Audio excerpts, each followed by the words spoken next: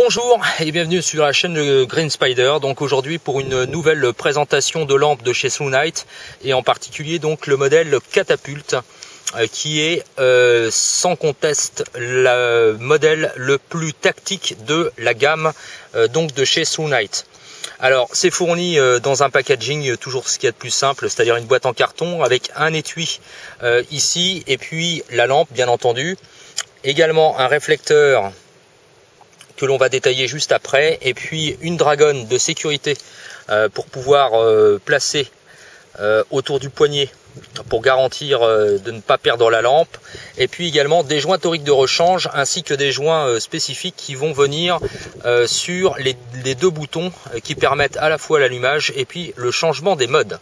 Donc tout de suite on va passer à la lampe. Donc on est toujours sur de l'aluminium de type T6 aéronautique avec un traitement de surface satiné de type grade 3 militaire, qui est d'ailleurs du plus bel effet, comme on peut le voir. Ici, au niveau de la tête, on remarquera une couronne qui n'est pas en aluminium mais qui est en inox et qui est d'ailleurs microbillée de façon à garantir une très bonne longévité. C'est une couronne qui donc permettra, le cas échéant, de pouvoir se servir comme système d'impact tool ou pour tout autre usage. On remarquera d'ailleurs une lentille toujours en verre traitée anti-rayures et anti-reflet. On voit à l'intérieur donc le réflecteur qui est lisse et qui n'est donc pas texturé. Et puis au fond la LED Cree nouvelle génération de type XM L2 U2 qu'on va pouvoir détailler juste après.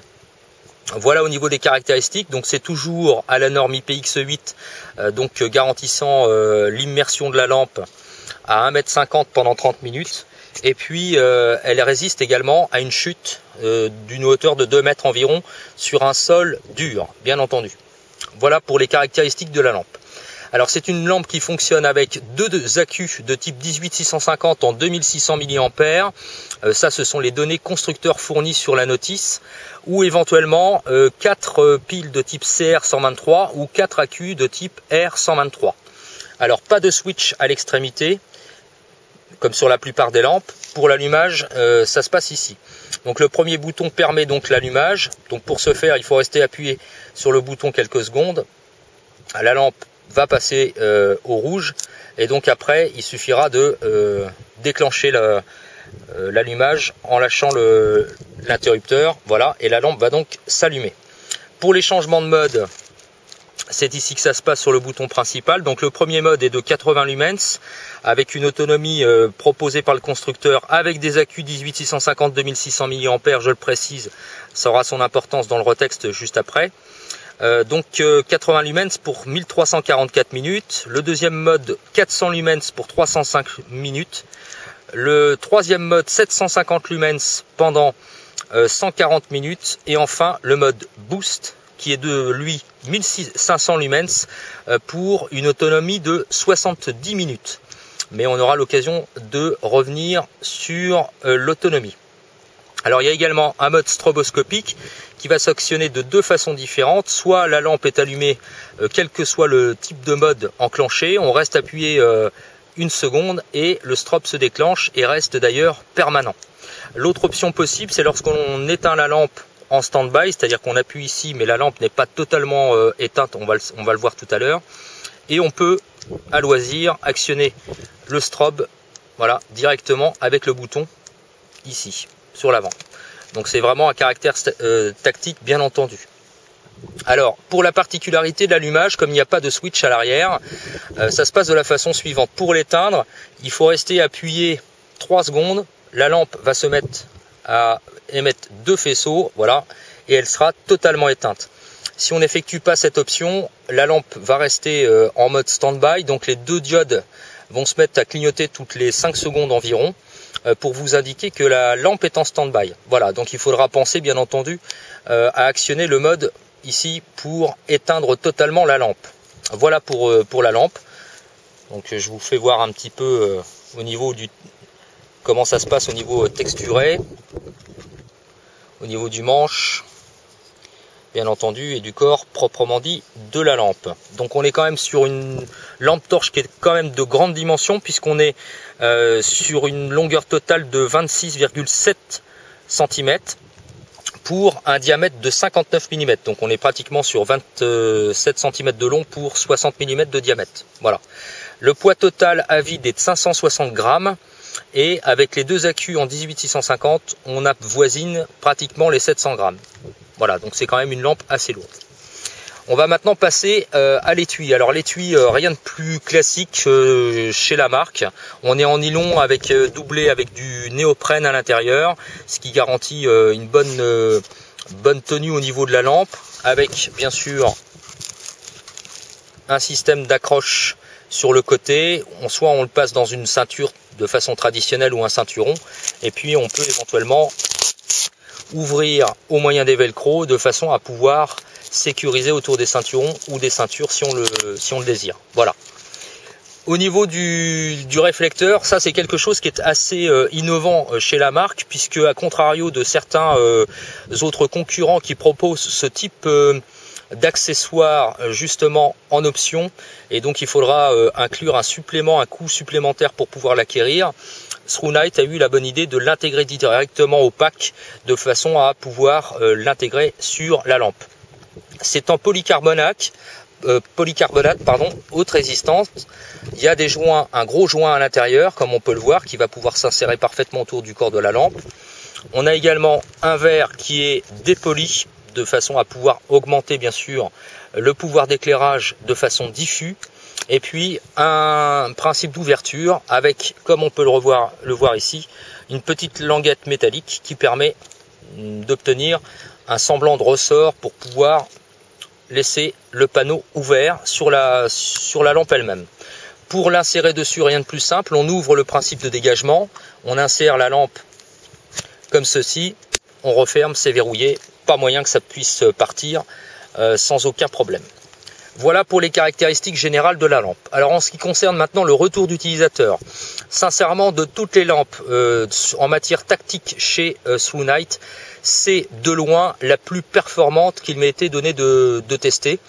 On est véritablement sur, on va dire, le must, le haut du panier concernant donc les lampes tactiques chez TrueNight. Je vous avais déjà présenté la TN11 ou également la T30S et la TN15 qui étaient à caractère tactique. Là, on est véritablement sur quelque chose de beaucoup plus évolué, tant sur le principe du sélecteur avec l'électronique embarquée que également sur l'aspect général bien sûr, et puis la tenue en main. On est vraiment sur quelque chose qui tient très très bien. Le grip avec le dessin particulier sur le manche y est pour beaucoup bien entendu, mais ça offre également un principe d'accès au niveau des boutons qui est vraiment très très bien pensé.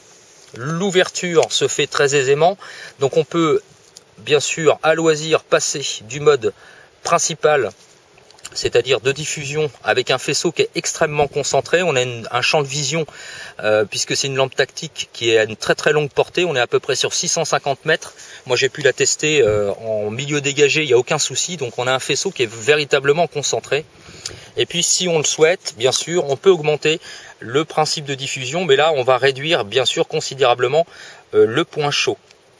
Alors ça a quand même son utilité dans pas mal de circonstances. Alors bien sûr là il fait jour, donc on va avoir du mal à se rendre compte, mais enfin vous l'avez vu dans la petite présentation comment ça se passe. C'est quand même très très probant au niveau de l'éclairage. Voilà pour ça. En ce qui concerne l'autonomie, alors au niveau de l'autonomie, les données constructeurs sont prévues avec deux accus, comme je l'ai dit, 18650 en 2600 mAh. Cependant, TrueNight propose depuis peu des accus en 3400 mAh, donc on a quand même un taux de charge qui est plus important, et donc du coup, on se retrouve avec une autonomie nettement supérieure par rapport à ce qui est proposé initialement par le constructeur. Donc c'est quand même aussi à noter, et c'est quand même un très gros plus, notamment pour les modes médium et les modes forts, donc 750 lumens pour le mode fort et 400 lumens, puisqu'au départ on était pour 305 minutes à 400 lumens. Moi j'ai pu le tester, on dépasse largement les 400 minutes, et puis on était pour 140 minutes en 750 lumens et on dépasse largement les 200 minutes sans aucun souci. Donc on est quand même sur quelque chose de beaucoup plus intéressant, bien évidemment. Pour le reste, pas vraiment grand chose à dire. Les quelques critiques vont se porter non pas sur la lampe elle-même, puisque comme j'ai pu la tester pendant de très nombreuses semaines, voire même plusieurs mois, comme on peut le voir, il n'y a pas eu de dommages alors qu'elle elle a été utilisée très largement. Elle est tombée à plusieurs reprises, il n'y a pas du tout de dommages, que ce soit sur le corps, bien sûr, ou sur la tête, et à plus forte raison sur le manche. Donc il n'y a vraiment aucun problème par rapport à ça. C'est toujours parfaitement nickel, il n'y a aucun souci. Le reproche que je vais pouvoir porter sur la lampe concerne les accessoires et notamment la Dragon. On est vraiment sur quelque chose de très minimaliste, contrairement à ce qu'on avait pu voir sur la TN15 par exemple, avec une Dragon qui était quand même beaucoup plus intéressante. Là on est vraiment sur, on va dire, pratiquement du bas de gamme, du standard, avec juste un tout petit cordon de sécurité. Je trouve que c'est sincèrement très léger par rapport au reste de la lampe. C'est assez disproportionné dans le sens inverse, c'est-à-dire qu'on aurait pu prévoir quelque chose de plus intéressant.